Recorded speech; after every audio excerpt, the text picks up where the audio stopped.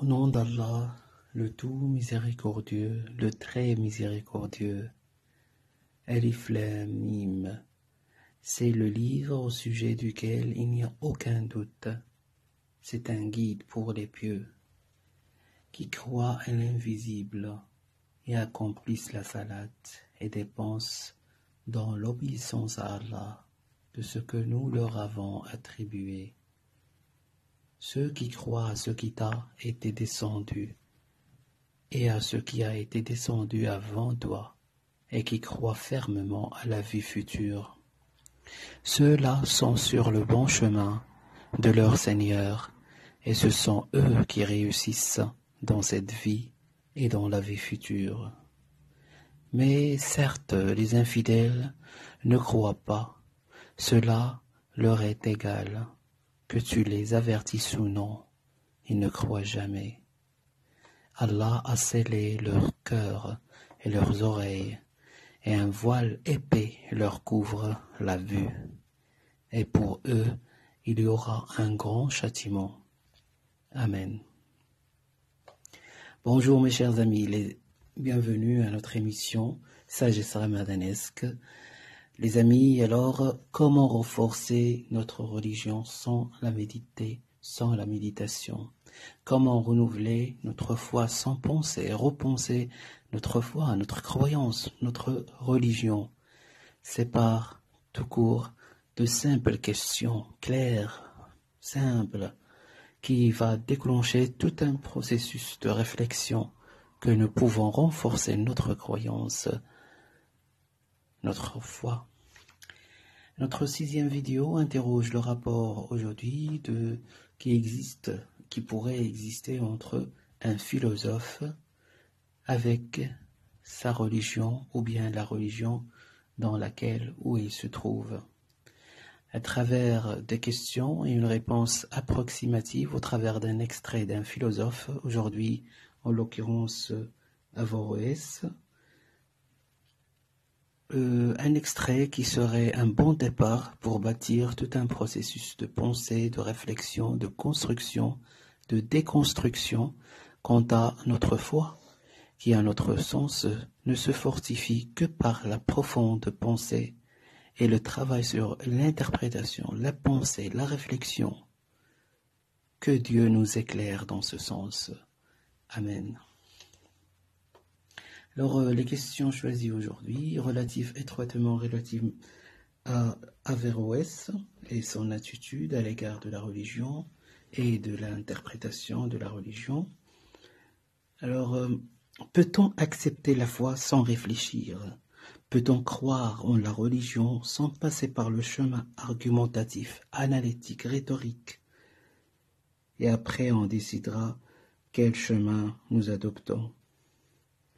Peut-on comprendre, analyser, interpréter les textes révélés en restant toujours fidèle à notre croyance, à notre foi, à notre religion?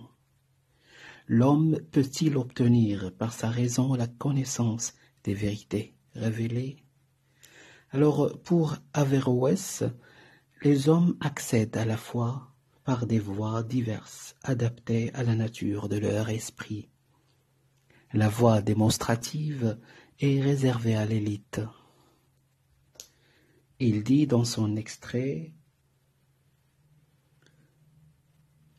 dans Discours décisif, paru en 1179, il dit « Les hommes se répartissent du point de vue de la loi révélée en 3 classes.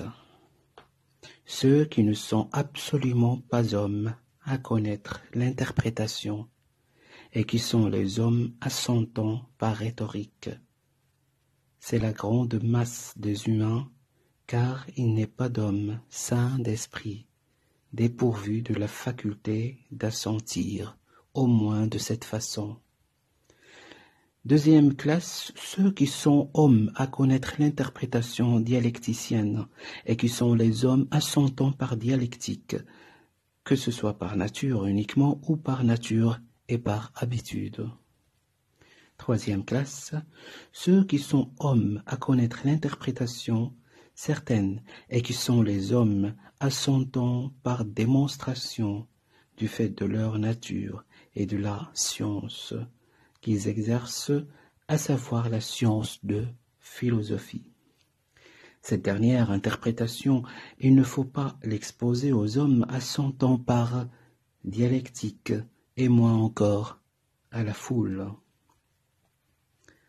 Exposer quelqu'une de ces interprétations, ces trois classes, à quelqu'un qui n'est pas homme à les appréhender, en particulier les interprétations démonstratives, en raison de la distance qui sépare celles-ci des connaissances communes, conduit tant celui à qui elle est exposée que celui qui les expose à l'infidélité.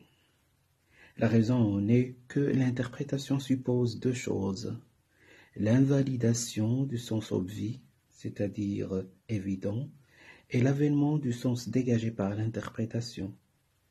Si le sens obvi, évident, est invalidé aux yeux de qui est homme à assentir à l'obvi sans que ne s'avère pour autant, pour lui, le sens dégagé par l'interprétation, cela le conduira à l'infidélité s'il s'agit d'un des principes fondamentaux de la loi révélée. Fin de citation de notre extrait de Averroès dans son discours décisif. Et vous, les amis, qu'en pensez-vous alors? Rebâtissons à partir de ces questions notre croyance dans et par la raison, à côté, bien sûr, du ressenti et de la foi. Donnons sens alors à nos pratiques religieuses, à notre croyance dans et par ces questions basiques, simples, mais qui sont toujours légitimes. Je vous laisse donc continuer la méditation, approfondir la réflexion, pour une simple raison, c'est de renforcer notre croyance dans et par la raison. Merci, à bientôt.